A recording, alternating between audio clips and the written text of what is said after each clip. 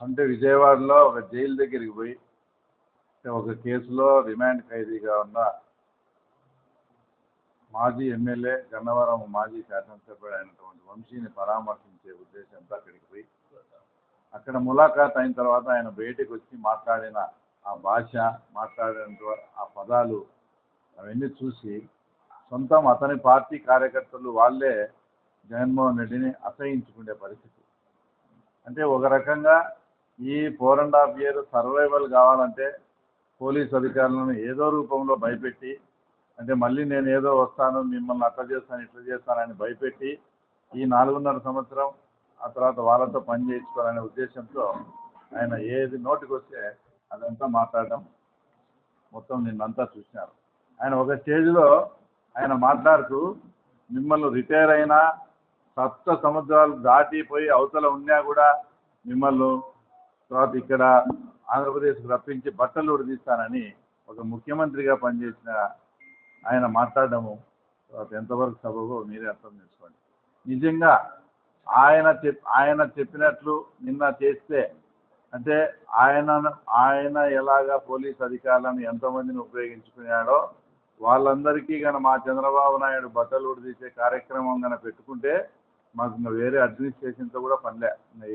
ఈ 5 ఏళ్ళు కూడా బట్టలు ఉడిదీసే కార్యక్రమమే సరిపోతుంది. అంటే అంతమంది పోలీస్ అధికారులను పోలీస్ ఆఫీసర్స్ను జగన్మోహన్ రెడ్డి వాడుకొని మా మీద మేము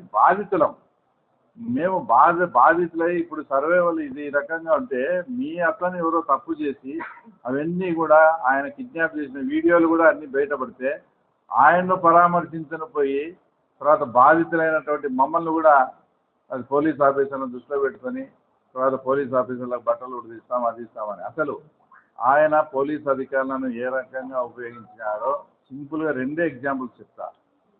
అతని సొంత నియోజకవర్గంలో లింగాల మండలంలో పెద్దగూడలో నాగం అనే ఒక దళిత మహిళ రేప్ అండ్ మర్డర్ కావించబడితే మీరు ముఖ్యమంత్రిగా ఉన్నారు, నా కాన్స్టిట్యున్సీలో ఇలా జరిగిందంటే నాకు చెడ్డ పేరు వస్తుందని దానికి ఎక్కడికక్కడ అక్కడే అంచేయమని చెప్తే ఆ ఫ్యామిలీ మెంబర్స్ మమ్మల్ని కన్సల్ట్ అయితే ఇప్పుడు ప్రస్తుతం హోమ్ మినిస్టర్గా ఉన్న అనిత గారు ఆ రోజు రాష్ట్ర మహిళా అధ్యక్షురాలుగా ఉండి ఆ కుటుంబాన్ని పరామర్శించాలా, వాస్తవం ఏం జరిగిందనే విషయం తెలుసుకునేదానికి మా పులివెందులకు వస్తే ఆ సాక్షాత్ ఇప్పుడు హోమ్ మినిస్టర్ మీద కూడా ఎస్సీ యాక్ట్ మా మీద కూడా అందరి మీద ఆ రోజు ఎస్సీ ఏది మేము పరామర్శించని వచ్చిన పాపానికి తర్వాత ఎస్సీ యాక్ట్ పెట్టి 2 రోజుల కిందట కూడా కడప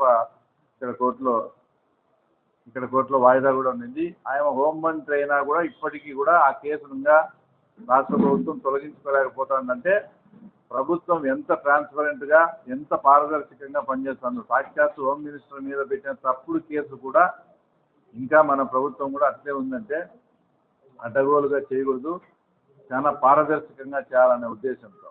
తర్వాత 2వ ఎగ్జాంపుల్ నేను ఒకసారి నన్ను చెన్నై ఎయిర్పోర్ట్లో అరెస్ట్ చేసినావు. ఏమని ఎందుకు అక్కడికి అరెస్ట్ చేసినావంటే నేను 6 నెలల నుంచి తప్పించుకొని తిరుగుతానని చెప్పినావు. అది ఒక ఇష్యూ. 2వ ఇష్యూ మళ్ళీ తర్వాత నేను ఇక్కడికి వచ్చి కడపకు పులివెందులకు పోయేటప్పుడు రాత్రి 6:15 దారి కాచి మమ్మల్ని అరెస్ట్ చేసినారు. అరెస్ట్ చేసింది అప్పుడు పొద్దుటూరులో రూరల్గా పనిచేస్తున్న రమణారెడ్డి అయినాతో నన్ను అరెస్ట్ చేసింది. నన్ను 2.5 గంట తర్వాత అప్పగించింది కమలాపురం సిఐ రామకృష్ణ. నన్ను అరెస్ట్ చేసింది ఒకరు. ఎక్కడైనా కానీ ఆంధ్రప్రదేశ్ చరిత్రలో పోలీసులు అరెస్ట్ చేసి ఆ తర్వాత పోలీసులు ముసుగేసి చేతులకు హ్యాండ్ కప్ చేసి నన్ను ప్రైవేట్ వ్యక్తులకు అప్పగించడం అంటే పోలీసులు అఫీషియల్గా అరెస్ట్ చేసి అఫీషియల్గా అంటే గన్మెన్ డ్రైవర్ అందరి సెల్లులు లాక్కొని అరెస్ట్ అయినట్టు కూడా తెలియకుండా చేసి ఎక్కడైనా ప్రైవేట్ వ్యక్తులకు అప్పగించారు.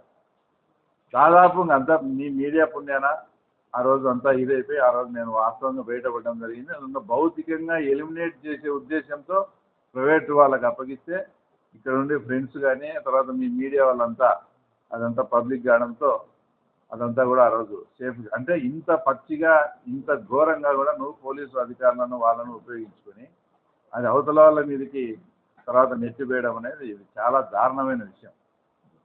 తర్వాత ఇంకోటి, ఒక ముఖ్యమంత్రిగా ఉండి తెలుగుదేశం పార్టీ ఆఫీస్ పైన దాడి చేస్తే ఎవరైనా కూడా మామూలుగా పొలిటికల్ యాంగిల్ ఆలోచించినా కూడా దాన్ని ఖండిస్తారు. అలాంటిది నీవు ఖండించకపోగా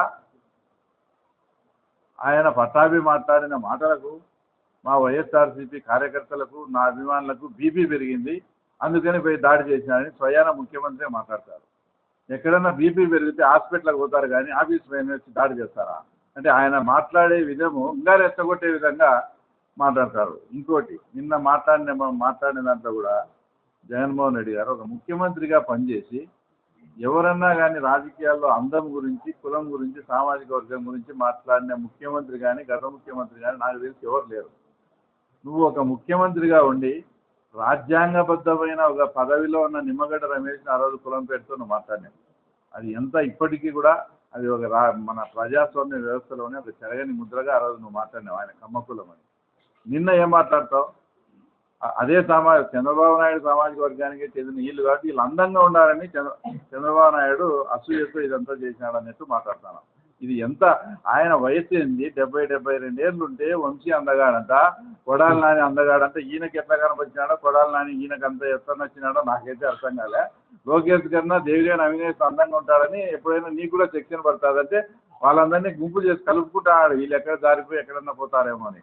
ఒక ముఖ్యమంత్రిగా పనిచేసిన వ్యక్తి ఒక సామాజిక వర్గం గురించి కానీ, ఒక కులం గురించి కానీ, ఒక అందం గురించి కానీ మాట్లాడడం అనేది ఆయన అసలు ఆయన విజ్ఞతకే తర్వాత వదిలేయాల్సి వస్తుంది. ఇవన్నీ మీ ఎగ్జాంపుల్స్ మేము ఎందుకు చెప్తున్నామంటే మా మీద ఆయన పోలీసు అధికారులను ఆ రకంగా ఉపయోగించుకున్నారు. మేము దాని చట్టబద్ధంగా ఆయన లోపల పెట్టినారు. వితిన్ 24 అవర్స్లోనే ఆయన లోపల పెట్టినారు వంశీని. మేము ఎవరికి పోలీసు అధికారులను ఆ రకంగా మేము ఉపయోగించుకోవడంలే, అవసరం లేదు. ఎగ్జాంపుల్